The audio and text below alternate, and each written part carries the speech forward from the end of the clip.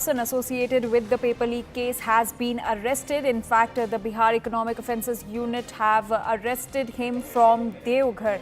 This is the latest update that is coming in. Anshul, my colleague, continues to stay with us with more details on this. Anshul, over to you. So yes, the person who has been arrested is now said to be a close aide of Amit Anand and the other accused Nitish Kumar. Now the accusation against Pintu is that he was the person who had the printer along with him. He had brought the printer to this place when the question papers were received by them. The question paper was initially received by Chintu, who is still at large, and both these people are close aides of Amit Anand and Nitish Kumar. Now both these people were also present on this spot, is what we are being told. Chintu was the person who had received the question paper, and Pintu was the person who had that printer along with him, and it is through that printer that these question paper, along with that the entire solved answer sheets, were also printed out and taken out. Once the job was done, Pintu had left from this spot. Now the Economic Offences Unit of the Bihar Police has gone ahead and arrested Pintu all the way from Devghar, that is in Jharkhand. So the Jharkhand connection is also somewhere or the other now coming out, whereas the manhunt for Chintu is still on. So definitely there are a lot more layers that are being unearthed by the police as the investigation is underway. It remains to be seen once the statement of Pintu is recorded. What does he has to say about his involvement in this entire nexus? How much money did he get for printing those question papers along with solved answer sheets that were provided to the students at least 12 hours before the examination was supposed to happen? So yes, the statements of Pintu is going to be something that is going to be of utmost importance.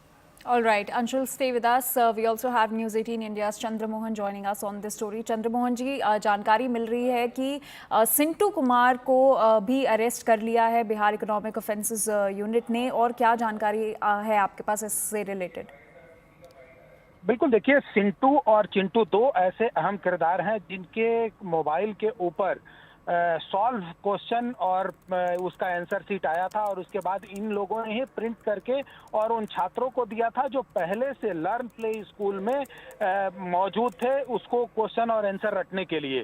तो इन दो किरदारों की तलाश आर्थिक अपराध इकाई कर रही थी, जिसमें चिंटू की गिरफ्तारी झारखंड के देवघर से हुई है, और वहां से जो आर्थिक अपराध इकाई की टीम है वो पटना लेकर रवाना हो चुकी है, और उस पे पूछताछ में यह कबूल किया है कि उसके पास क्वेश्चन पेपर पहुंचा था, और उसके बाद फिर उन्होंने ही प्रिंट करके और उसके बाद छात्रों को उपलब्ध कराई थी जो पहले से लर्न प्ले स्कूल में छात्र मौजूद थे। तो साफ तौर पर जो आर्थिक अपराध इकाई की जांच जैसे जैसे आगे बढ़ रही है, एक के बाद एक नए खुलासे हो रहे हैं, जिसमें कल ये दो किरदार का नाम सामने आया था, जिसमें चिंटू और सिंटू है।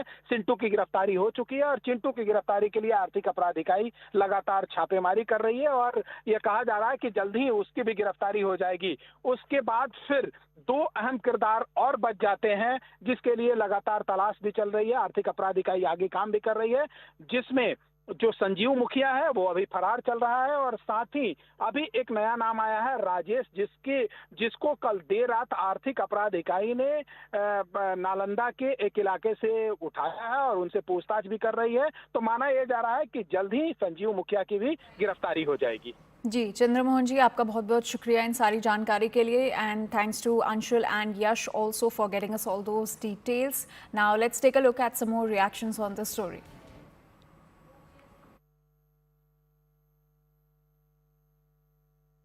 अभी एनटीए से एक और नोटिस जारी हुआ है, जहां पे जॉइंट सीएसआईआर यूजीसी नेट के जो एग्जाम्स होने थे, जो उनकी जिम्मेदारी है जून 25 से 27 के लिए, वो उन्होंने पोस्टपोन कर दिए हैं, क्योंकि तैयारियां पूर्ण तरीके से नहीं है। अब ये तीसरा एग्जाम है जो एनटीए के हवाले है, एनटीए ने उसको भी पोस्टपोन कर दिया है।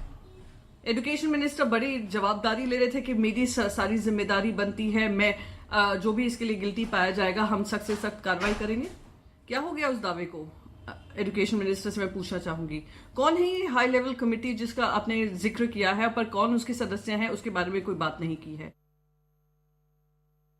इसके कनेक्शन बिहार से जुड़ रहे हैं, आरजेडी के एक पॉलिटिशियन के प्राइवेट सेक्रेटरी का नाम इसमें आ रहा है। अब वो तो जांच हो रही है, और जांच हो रही है, और उसकी जांच आर्थिक अपराध इकाई भी कर रही है, और ये तथ्य भी सामने आया है कि तत्कालीन उप मुख्यमंत्री और पथ निर्माण विभाग के जो मंत्री थे, उनके निजी सहायक के अनुशंसा पर उन लोगों को एनएच के गेस्ट हाउस में जगह मिली थी, उसकी जांच हो रही है। जो कानूनी रूप से होगा वो कार्रवाई होगी।